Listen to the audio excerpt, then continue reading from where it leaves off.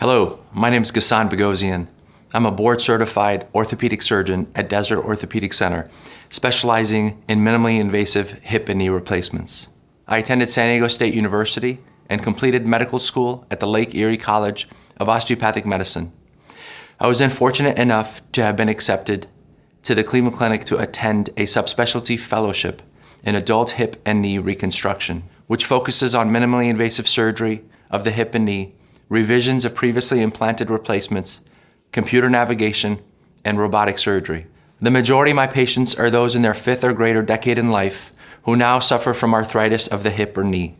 After an expedited recovery and close follow-up, pain is gone, they're walking better and doing more. The greatest reward, it's the grandpa who's finally able to get on the ground and play with his grandkids, or that 60-year-old who's able to ski for the first time in 10 years. It's truly a privilege to know that I played a role in that activity.